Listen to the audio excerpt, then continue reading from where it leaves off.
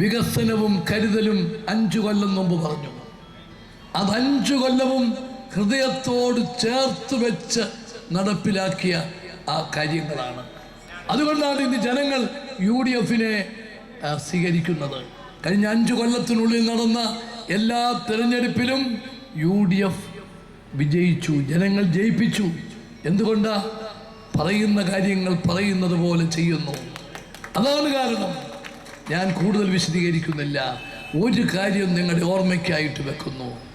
കഴിഞ്ഞ 5 കൊല്ലത്തിനുള്ളിൽ എന്നെങ്കിലും ഒരവസരത്തിൽ ഈ ഗവൺമെൻറ് കേരളത്തിലെ ജനങ്ങളെ ബാധിക്കുന്ന ഒരു പ്രശ്നം വന്നപ്പോൾ ഇത് ഞങ്ങളെ കൊണ്ട് ചെയ്യാൻ പറ്റില്ലെന്ന് പറഞ്ഞിട്ടുണ്ടോ?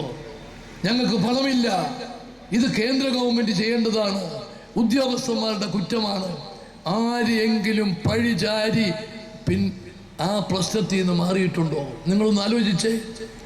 എസ്കേപ്പിസം, ഒഴിഞ്ഞു മാറൽ UDF ഗവൺമെൻറ് 5 കൊല്ലത്തിൽ ഒരിക്കൽ പോലും ചെയ്തിട്ടില്ല.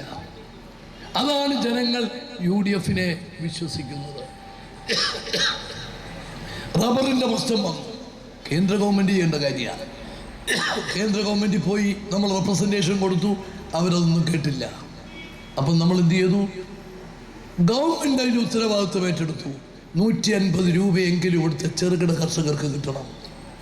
1 കിലോ റബ്ബറിന് 60 രൂപ വരെ സബ്സിഡി കൊടുത്തു. 90 രൂപ എത്തിയപ്പം 60 രൂപ. ഇപ്പം 14-15 രൂപ കൊടുത്താൽ മതി. കാരണം റബ്ബറിൻ്റെ വില അല്പം കൂടി.